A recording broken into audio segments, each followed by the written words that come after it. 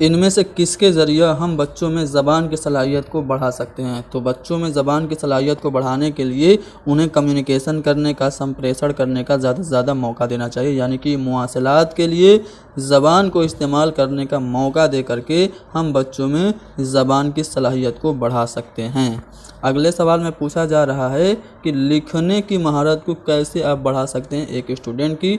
तो हम अगर चाहते हैं कि बच्चे की राइटिंग स्किल डेवलप हो तो हम बच्चे को कहेंगे कि बेटा आपके मन में जो कुछ भी हो उसको अपनी ज़बान में आज़ादाना तौर पर लिखिए। यानी बच्चों के ज़हन में महफूज ख़यालात को उनकी अपनी ज़बान में लिखने के लिए कह करके एक मुअल्लिम बच्चों में लिखने की महारत को पैदा कर सकता है।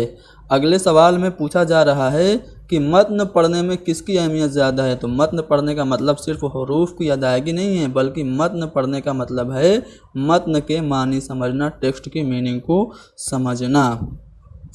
कौन सबसे ज़्यादा अहम है ज़बान सीखने में? तो समाजी तामुल यानी कि सोशल इंटरेक्शन, जिसे सामाजिक अंतःक्रिया भी कहा जाता है, सबसे ज़्यादा इम्पोर्टेंट है ज़बान सीखने में। ज़बान के हवाले से यहाँ पे 4 स्टेटमेंट हैं, कौन सा स्टेटमेंट दुरुस्त है? तो इसका जवाब बताने से पहले मैं आप लोगों को एक और सवाल दिखाता हूँ, उसके आधार पे आप लोग इसका जवाब देंगे। यहाँ पे एक स्टेटमेंट है, बच्चे ज़बान सीखने की कुव्वत लेकर पैदा होते हैं, यानी बच्चों में ज़बान सीखने की सलाहियत पैदाइशी होती है। तो ये जो स्टेटमेंट है चौमस्की का है। इसी स्टेटमेंट को ध्यान में रखते हुए आपको इस सवाल का जवाब देना है। चारों ऑप्शन पढ़ते हैं। पहला है, बच्चे ज़बान सीखने की पैदाइशी सलाहियत नहीं रखते हैं, बच्चे स्कूल आकर ज़बान सीखते हैं, हर बच्चे में ज़बान सीखने की सलाहियत पैदाइशी होती है, या फिर बच्चे मुख्तलिफ वसाइल से ज़बान सीखते हैं। तो चौमस्की की नज़रिया को फॉलो करें तो यहाँ पे तीसरा वाला जो स्टेटमेंट है कि हर बच्चे में ज़बान सीखने की सलाहियत पैदाइशी होती है, ये सही होगा। लिखने की शुरुआत के लिए उस्ताद को क्या करना चाहिए? आप चाहते हैं कि आपका बच्चा लिखना शुरू करे तो आप क्या करेंगे? किसी टॉपिक के बारे में स्टूडेंट से कहेंगे कि वो थिंकिंग करे, गौर व फिक्र करे और नए ख्यालात को इकट्ठा करे। अगले सवाल में पढ़ने में दुश्वारी जो होती है, जो लर्निंग डिसऑर्डर होता है, जिसमें पढ़ने में दिक्कत और परेशानी होती है, उसको क्या कहते हैं?